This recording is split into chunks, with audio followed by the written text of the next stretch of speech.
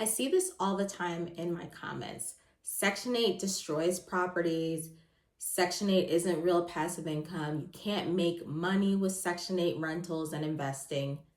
So in today's video, I'm going to show you why that's wrong with facts, not just opinion, and explain why Section 8 is actually one of the most misunderstood wealth building strategies in real estate. If you're new here, hey, my name is Nana. I am a former practicing real estate attorney, real estate investor. I used to host over 20 Airbnbs, and now I help other investors, both experienced landlords and new investors, use Section 8 to start getting guaranteed rent every single month from the government. Even when the economy is looking kind of shaky, like it is right now, it's not the best. So most people think the question is Section 8 passive income? But that's the wrong question. The real question is, do I still have to trade time for money once it's set up?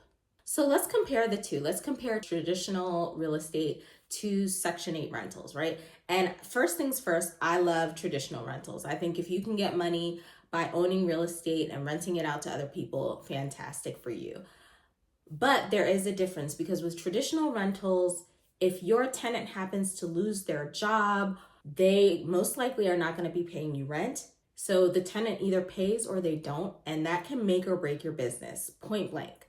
And if you end up with a tenant who has that situation, or just a shitty person who is a scammer, is not paying you rent because they don't feel like it, that is really a problem, right? And you cannot quickly rectify that.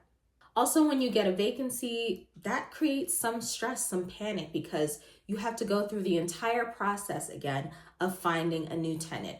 And anytime you go more than a month or two with a vacancy, that is basically eating into your profit for the year and can compound over time if it becomes a long-term vacancy. So you don't want that. Now with Section 8 rentals, it's a totally different game, because in most instances, the government is paying the bulk of your rent. So contrary to popular belief, Section 8 tenants, a lot of them do have jobs. So depending on what their income is, the government is going to pay a percentage. But most of the time, that's going to be like 80% or more. So you can rely on the fact that most of your rent that you need to pay your mortgage, unless you've bought your property cash, then go you. Most of that is going to be covered by the government. And I will say, even during this 43-day government shutdown that we just had a few months ago, the government still paid. We still got our Section 8 rental income. So go us, Section 8 landlords. Even during recessions, when the market kind of slows down and the economy is just in the place it's in right now, and again, when a tenant loses their job, Section 8 is still going to pay. They're just going to now pay more, right? So instead of paying 80%, they're going to pay 90% or 100% of that tenant's rent. Now, people love to say, but Nana, you still had to do mad work up front to actually get your tenant, to actually get your property, to actually set it up, to actually do the paperwork with Section 8. And yes, and like, to do anything, to have any sort of passive income, you have to do the work, right? If you want to buy stock and have that stock pay you passively, you have to buy the stock, you have to research, you have to do the work. The same goes for building a business that's going to pay you passive income over time, getting a degree that you can use eventually to pay you passive income over time.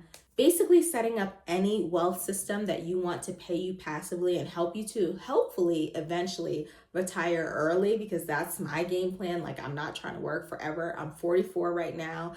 The average retirement age is like 65. That's still a long time away. So I'm not trying to do that.